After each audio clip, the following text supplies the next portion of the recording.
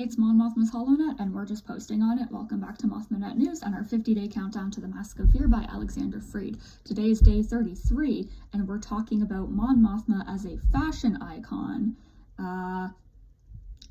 And we're talking about the different outfits that she has worn. Again, this one is just very quick, very dirty, I'm just here to have fun, okay? This video is just for fun. Yeah, so let's dive into it. So I'm going to start off strong with our classic Return of the Jedi fit that we also see in Rogue One. This one's fairly basic, standard Mon Mothma, I think. When people realize who she is, this is the outfit that they picture her in, right? With this, when compared with other outfits that characters like Leia wore in the original trilogy and Padme would wear later on in the prequels, I don't necessarily think that her fashion was meant to stand out. I think that really until Andor, Mon was not meant to necessarily stand out to viewers. She was very much meant to be like a background character, but still important.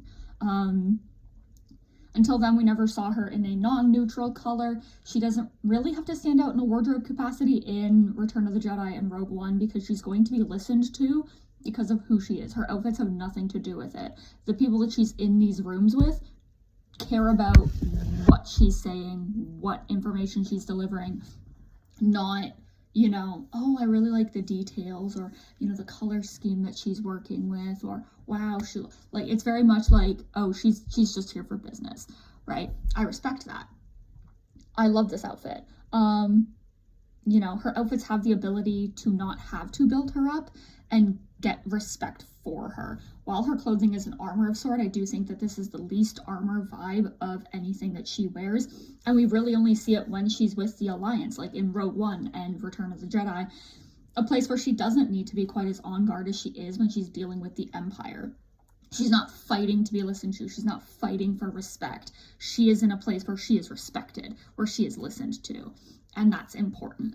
The white, pretty much right across the board, it symbolizes innocence, purity, simplicity, and it stands in a heavy contrast to the primary color of the wardrobes of characters like Darth Vader and Emperor Palpatine. It paints her, the leader of the Rebel Alliance, as something of a foil to a character like Palpatine, right? You've got the leader of the good side and the leader of the bad side. It's very black and white. Playful ratings, I'm going to be giving them to each of these outfits as much as possible. This one, 8 out of 10, because while it necessarily isn't as eye-catching as some of her other outfits, it is a classic for a reason, right? It's the OG. 8 out of 10, still a really solid score. I was like, I don't want to do like decimal points, but this one would probably be like an 8.5 if I did, because if I get into the decimal points, then I get to the nitty gritty. I've got like 7.2, 6.3, you know, a whole thing, and I don't want to deal with that. Her outfit that she has in the Clone Wars is still quite basic compared to what other characters like Padme, and I would also argue Rio Chuchi, and other female politician characters that we see, and I think it's partially because of a lack of desire to invest in her. Even her outfit that she wears to Padme's funeral in Tales of the Jedi is the same dress. It's just in black now. She has 2 different outfits in Revenge of the Sith, and they couldn't give her more than one in the Clone Wars and Tales of the Jedi. Please. There was little to no investment in her character in much of the animated shows, but other characters were invested in when it came to things that they wore. I don't know, just give her a different outfit once in a while. I'm not asking for, you know, a whole apartment worth of clothing like probably what Padme has, because she seems to have a different outfit for every 5 seconds, but like just once in a while. Now that the outfit that she has in the Clone Wars is a little bit more detailed than her classic Return of the Jedi look, but the outfit still wasn't enough to stand out. And she's in the Senate at this point. She's like actually like kind of fighting to be listened to. Even though she's allied with people like Padme and Bail, she should still stand out and have her own voice among her coalition, but she doesn't. She very much is easy to put in the background, like just let her fade into the background. There are episodes of the Clone Wars where she physically disappears off the face of literally Alderaan. Shouldn't be happening with such an important character. I don't think they would have been able to grasp the fact that both Padme and Mon can have gorgeous wardrobes, and it was very much just about making sure she didn't outshine Padme. Now, is that just a theory? Yes. Am I throwing shade at Padme? No. She's a fictional character. She didn't choose the way that her character's outfits were, like, she didn't choose how her outfits were handled. No, that was the creators of the show. Like it literally says in the concept art, if you think I'm joking about the Tales of the Jedi dress being literally the fucking same as her Clone Wars outfit, the text on the concept art for that dress literally says, please note that the Mon Mothma funeral dress is sourced from the existing Mon Mothma asset. One asset, one dress. It isn't even just like, if I like it, I'll just buy it in a different color. It looks like she has one day-to-day outfit in her closet. Like, that's weird. You are a working senator. You have money. You have influence. You have power. You have the ability to not wear the same outfit every day. It's not like you're, I don't know, on the run and your choices for wardrobe might be slightly limited. Like, her Rebels outfit, it has personality to it. Yeah, it's the same one that she's wearing in the few episodes that we see her in, but all the color, like the color symbolism remains the same. She's still only wearing it. But I think that when it comes to animation, the reason that my favorite Mon Mothma outfit is in Rebels is because that's the only one where she can really do things in. You know, she's on the run. She needs to be able to move. She's, you know, left the Senate and she's joined basically a paramilitary organization. Pants make sense in this situation. You know, so like it doesn't even go into like, oh, she's wearing like a different color or whatever. It's very much, hey, she can actually physically move in this, and she's not like, she's actually able to walk, right? Anyways, Rebels fit 9 out of 10. It's getting there. I like it. I like the flexibility. Clone Wars, like the regular Clone Wars fit 6 out of 10. Give her another thing to wear. This really ain't it. Tales of the Jedi fit 7 out of 10. Yeah, it's the same dress, but I'm being nice, even though I hate that it's the same. But I was so worried that they were going to put this woman in white at her friend's funeral, and they didn't, so they earned an extra point for that. Now, her 2 Revenge of the Sith outfits, the one with the headpiece thingy, 10 out of 10. I think it's funky and fresh. The one with without the headpiece thingy, that one I think is what her Clone Wars outfit is based on, and it's memorable. 8 out of 10. I prefer seeing her in it in one movie to seeing it across all of the 15 episodes that we visually see her in the Clone Wars. She never changes in the Clone Wars. She has 2 outfits in Revenge of the Sith. Both of them were cut scenes. Like,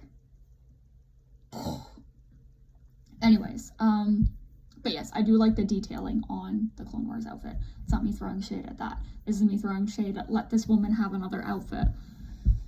The Rebellion one-shot. She has 3 outfits. This is the only non-TV film appearance that I'm going to talk about in this video. One, I'm concerned that those might be her jammies. And that was the one I made a cosplay out of, 10 out of 10. It's super comfy and cute. People thought I was Princess Leia at conventions though, despite my hair at that time being red and short, as it will be when I go to Celebration. I really hope I have time to get that done.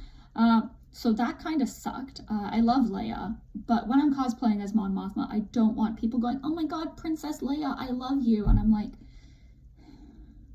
okay, cool. I'll pass on the message to my protege. Yo, Leia! The second one's very similar to the first, but she has like long sleeves on it, and she's a little capelet thing. 10 out of 10. I also want to make this one. I feel like it would be easier for non-warm weather conventions. I live in Canada. Our Toronto Comic-Con is in the middle of fucking March. If I wore, even, because I only wear these indoors. I don't wear these to the convention and from the convention. I just change into them there. If I wore the little one with no sleeves at a fucking convention in March, I would freeze to death. I would die. Anyways, the last one, she's in a little snowsuit and she's adorable. 10 out of 10, 0 notes. This is what we could have had if Mon was in Empire Strikes Back. We could have had little Mon Mothma on Hoth. Little tiny Mon on Hoth. Probably like freezing, shivering, constantly, but same. That would be me on Hoth as well. Just me and Mon standing next to each other, like, this is how we die. You know, I love it. I love Mon in a little snowsuit.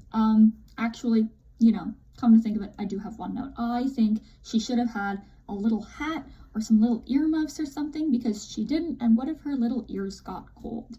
Yes, I treat Mon as if she's 3 apples tall.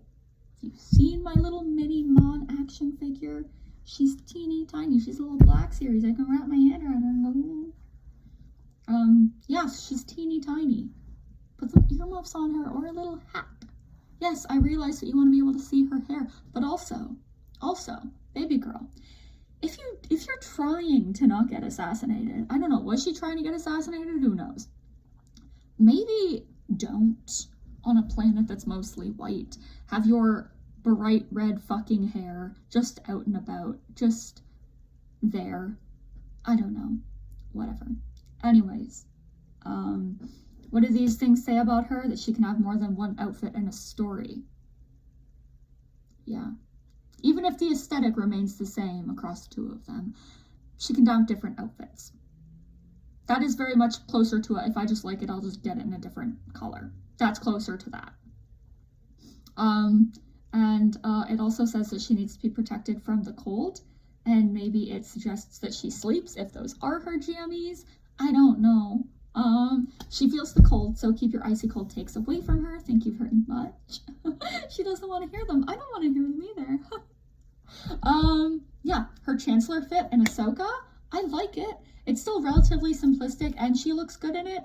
Blue symbolizes things like wisdom, stability, and serenity. It's a calming color. It's also a color that the Virgin Mary is often depicted in, symbolizing grace and divine favor. Lita's not Jesus, but okay. Yeah. I do like this outfit. I think that it could have some more detail in it, but I do like that it feels kind of regal to me, in a sense. I do also think it might be an homage to the blue robe we see her wearing during the Senate sessions in Andor, which I thought was really nice. Overall, 8 out of 10 for that one. I feel like it is another instant classic, and I love the color, but like I said, probably put some more details there, and maybe have it a slightly lighter shade of blue. I don't know. I think it's pretty. I think that she deserves to be Chancellor. I think she should be able to wear that outfit and variations of that outfit forever. But please, New Republic Senate, do not Weekend at Bernie's her. Don't do that to her. Yeah. Anyways, Andor, a show where we finally learned that Mon Mothma actually has a wardrobe. Are any of them not a 10 out of 10 for me? No. Straight up? No. They're all wonderful. I could maybe pick a favorite. Probably the episode 9 one, the one that she wears in Nobody's Listening, or the one in episode 10, One Way Out. But we also have some instant classics here that I would put up there with her like Return of the Jedi look and her look in Ahsoka. You know, the one she wears in episode 4, Aldani. The party one from episode 7, Announcement, which also made a comeback during episode 12, Rick's Road, although it was like slightly different because she didn't have the cape on. It was more like a jacket. Like, what do these outfits say about her? That she's finally allowed to be a fashion icon, and we should all be grateful and love and adore her and support her fashionista endeavors. Her clothing here in Andor is pretty much one of my big arguments for her wardrobe choices being a shield. She has to look good. She has to be dripping in opulence at events in order to throw people off the scent of her rebellious activities. If she's fitting into society while standing out with the way that she is presenting herself, that's a good thing. The better she blends in with the people who are around her, who are enjoying luxury at the suffering of others, the safer she is and the more she is able to help those in need. It sounds crazy, but it would actually draw more attention to her if she wore things like she does in Rogue One and Return of the Jedi, or even Rebels, within the context of where she is at now. She has a role to play at this point in time, and she's doing it very, very well. I'm probably going to be doing a whole video another time looking at her Andor outfits individually, so stay tuned for that, because it will not be in the countdown, most likely. Yeah, again, her outfits in Andor, just chef's kiss.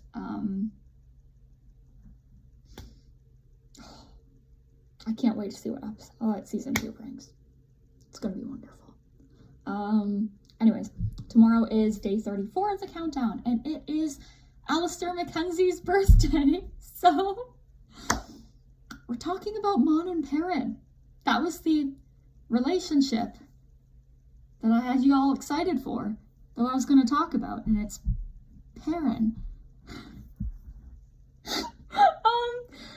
Boy howdy, do I have thoughts I want to share. I will see you then. Yeah.